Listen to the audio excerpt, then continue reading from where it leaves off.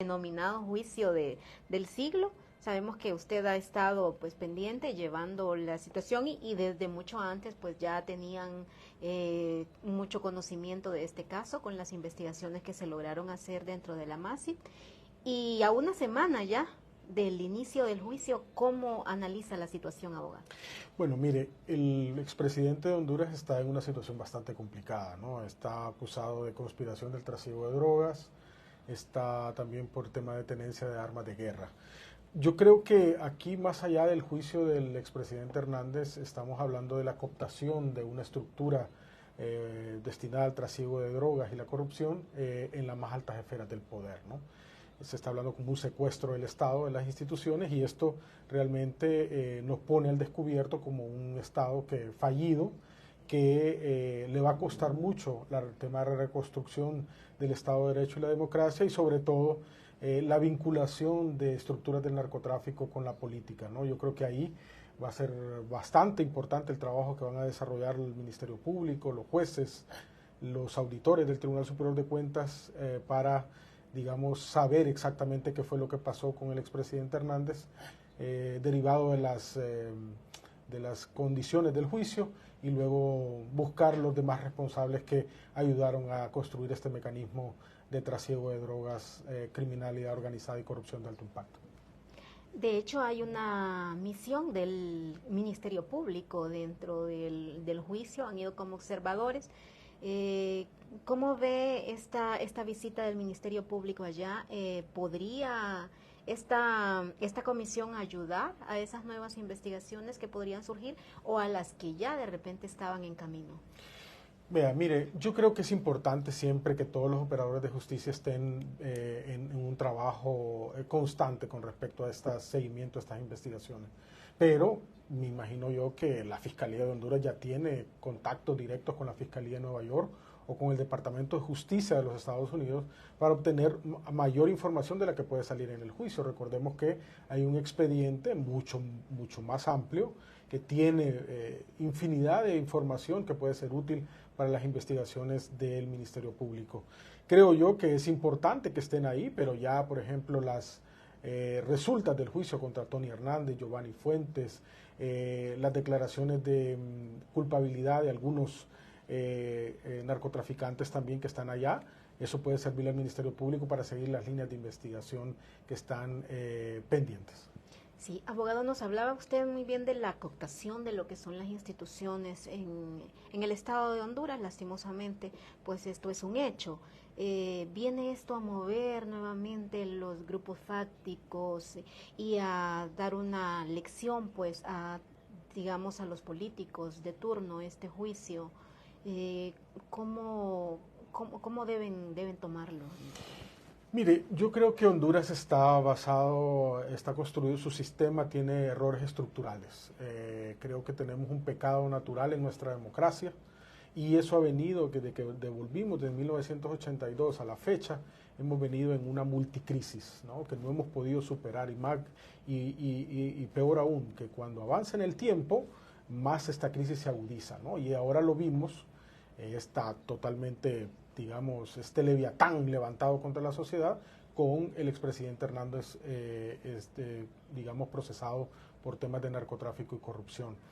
¿Cómo reconstruirlo? ¿Cómo hacerlo? ¿No? Yo creo que aquí es del compromiso, no solo de las élites, sino de toda la ciudadanía, de escoger bien a quienes van a ser sus representantes. Y en segundo lugar, hacer acciones ciudadanas para que personajes ligados al narcotráfico, a la corrupción o a delitos que afectan tanto a la sociedad no puedan participar en política y tengan, digamos, una persecución penal importante. Por eso hablábamos nosotros que es sumamente importante que la CICI, que es, digamos, una remasterización de lo que es la MAXI, debería estar en el país para apoyar esta institucionalidad que está tan frágil en este momento y que debemos de afrontarlo de forma contundente contra estas redes de corrupción y crimen organizado. Sí, abogado, se dice que el expresidente Hernández, pues por su condición de exmandatario, debería ser el último en la esfera, pero pese a que recién comienza el juicio, falta todavía mucho desarrollo, muchos testigos. podríamos ver nuevas revelaciones de incluso personas que estuviesen en el mundo del narcotráfico por encima del expresidente Hernández? Mire, en el juicio se han mencionado algunas personas, ¿no? Expresidentes, se han mencionado a empresarios y todo. Pero si leemos en las líneas pequeñas de las resultas de estos testimonios, podemos ver de que, por ejemplo, hubieron policías, militares, empresarios, políticos que ayudaron al presidente Hernández, lo que dice la Fiscalía, a construir este mecanismo, ¿no? Por lo tanto, los órganos investigativos deben de saber, por ejemplo, quién le dio la seguridad a estos, por ejemplo, a estos cargamentos de droga. Quiénes eran los jefes policiales o militares que estaban asignados a ese tema. Quiénes eran los alcaldes que ayudaron a este proceso. O quiénes fueron realmente los ministros, por ejemplo, que ayudaron a que este trasiego de drogas se diera de forma natural. Creo yo que ahí yo hablaba en mis redes sociales de hablar de una comisión de verdad. Después del juicio, creo yo que es sumamente importante que la sociedad hondureña no solo conozca las resultas del juicio, sino una investigación a fondo de qué fue lo que pasó. ¿Por qué se dio el fenómeno de Juan Orlando Hernández en las más altas esferas del poder dirigiendo una estructura criminal? Eso lo dice la Fiscalía de Nueva York. Y cómo esto puede afectar la democracia, la ciudadanía, el tejido social y nuestra convivencia, ¿no? Nuestra subsistencia como propio Estado. Y qué es lo que debemos de hacer a futuro para aprender de las lecciones que nos deja este proceso tan trágico y bochornoso para el Estado de Honduras. Es un peligro para todos los políticos esta ambición desmedida, podríamos decir, y debe sentarse un precedente. Nadie está por encima de la ley, como se dice y como decía el mismo expresidente Hernández. Yo creo que hay que pasar de la declaración a lo práctico, ¿no? Sí, nosotros tenemos una constitución que de alguna forma pone candados, ¿no? Pero esos candados fueron sueltos desde hace mucho tiempo y a estos animales políticos, estos leviatanes que se vuelven en contra de la sociedad, no tenían ningún control, ¿no? Ni ciudadano, ni las instituciones que supuestamente nos tenían que garantizar a nosotros la seguridad o la protección de nuestros derechos, fueron partícipes de esta estructura. Así que creo yo que es una situación bastante difícil para la sociedad hondureña, que no debe volver a pasar y que al final debe aprender de estas lecciones para construir un mejor camino. Los partidos políticos de la igual forma tienen que hacer una profilaxis interna para sanear sus cuadros políticos, y también la sociedad, la ciudadanía debe aprender cómo incidir, cómo participar más directamente en los asuntos políticos y en los asuntos públicos. De lo contrario, dejaremos a los políticos a manos llenas, a camino libre, y eso es un peligro para la sociedad y para la propia democracia. Abogado, ¿nos faltan leyes, por ejemplo, como la ley de colaboración eficaz, o sencillamente pura falta de voluntad?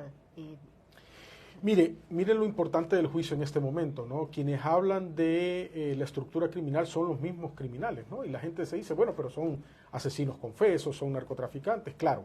Pero ¿quién nos puede contar mejor la historia si no es alguien que participó en esas estructuras de criminalidad organizada, ¿no? Esto se ha utilizado en Estados Unidos con los juicios contra la mafia italiana, o contra también la misma mafia italiana en Italia, con el maxi proceso con el famoso juez Falcone, ¿no? Son los mismos delincuentes los que cuentan los entramados de estas estructuras criminales, y eso se llama colaboración eficaz. Por lo tanto, creo yo que, por ejemplo, en el tema, grandes temas de corrupción en Honduras, por ejemplo, narcopolítica, Pandora, Arca Abierta, sería muy importante, hospitales móviles, sería muy importante que las personas que están ahí en mandos medios pudieran contarnos quiénes son los actores intelectuales, y para eso es necesario una ley de colaboración eficaz para conocer esos entramados y poder llegar al pináculo de estas estructuras de poder. Pero también otras leyes, ¿no? El Código Penal debe ser revisado en materia de corrupción, debe también aprobarse de que en la Constitución hondureña no debe estar el tema de enriquecimiento ilícito en un ente administrativo como el Tribunal Superior de Cuentas, sino que tiene que ser el Ministerio Público, que tenga autonomía para investigar todo tipo de delitos. Y también seguramente la reformulación de la ley del Ministerio Público, debemos de darle más dientes, debemos darle más financieramente, apoyar al Ministerio Público, capacitar y certificar a los fiscales para que puedan tener mejor efectividad en su trabajo y reducir potencialmente las espirales de impunidad que afectan sustancialmente a la sociedad hondureña.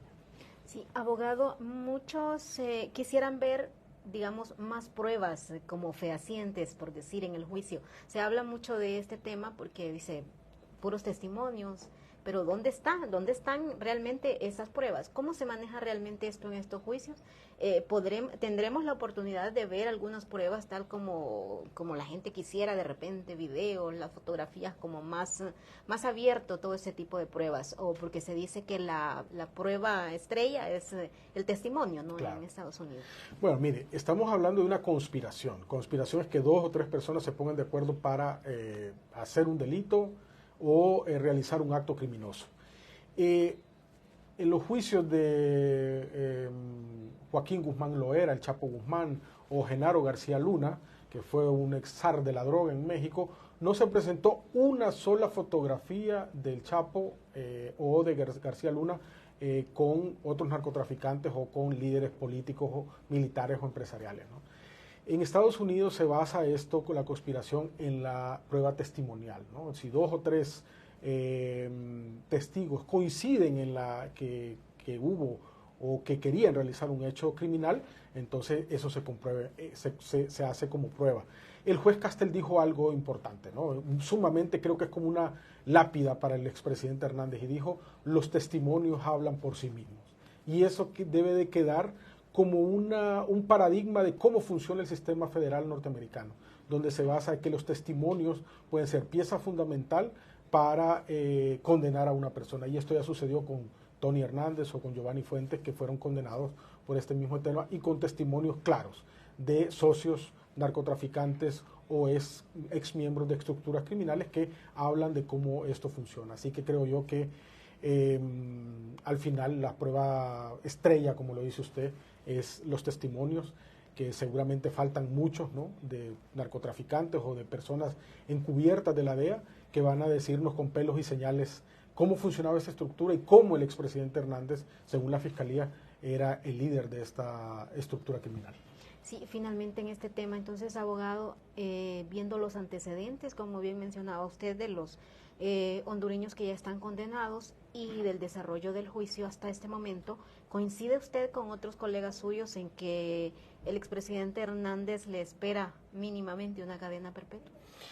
Yo lo dije en una acción pública que esto es una crónica de una muerte anunciada, ¿no? Desde que sale el fiscal general de los Estados Unidos, ¿no?, el jefe del Departamento de Estado, la directora de la DEA y los fiscales de Nueva York saliendo en una conferencia de prensa diciendo que capturaron a alguien líder de una estructura de trasiego de drogas en Centroamérica y principalmente en Honduras, creo yo que esto no solo tiene factores jurídicos, sino también políticos. Estados Unidos quiere mandar un mensaje a nuestros países diciendo de que la migración producida por narcotráfico, por violencia, por corrupción de alto impacto, ya le está produciendo un problema político y quieren cortar de raíz esta situación, ¿no? Debemos saber que el expresidente Hernández fue, digamos, 8 años presidente y que estuvo en las más altas esferas del Estado, y por lo tanto seguramente él tenía todas las instituciones a su favor